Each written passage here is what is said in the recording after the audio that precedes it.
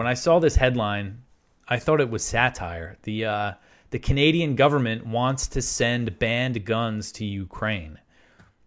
So the Canadian government announced on Thursday that it was prohibiting its citizens from owning another 324 types of firearms and is working to send them to Ukraine. So the Canada's Public Safety Department said in a press release that they were expanding the list of banned firearms, and it encompasses 324 unique makes and models. You could go to the press release to see what exactly they're banning. So if you're a Canadian and you own one of these guns, you have amnesty until October 30th, 2025.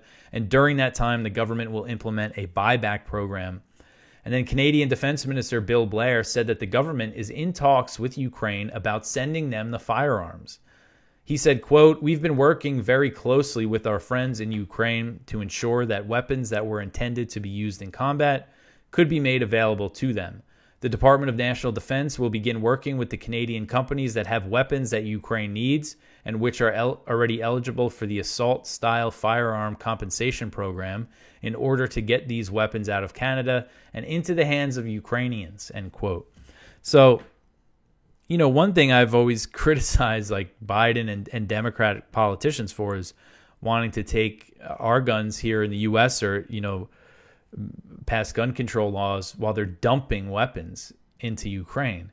And again, this is just like almost like a parody. They're going to confiscate weapons from law-abiding Canadians and ship them over to Ukraine, where there's a huge black market, where there's very little oversight for military aid. We've seen Pentagon Inspector General reports, like I mentioned in the article, finding that some weapons had been stolen by criminals, volunteer fighters, and arms traffickers.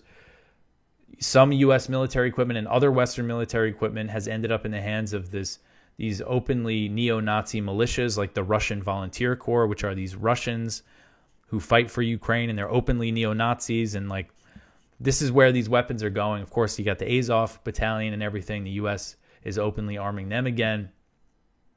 And so, you know, ship them over there, dump them into Ukraine, into this horrific war that's going on.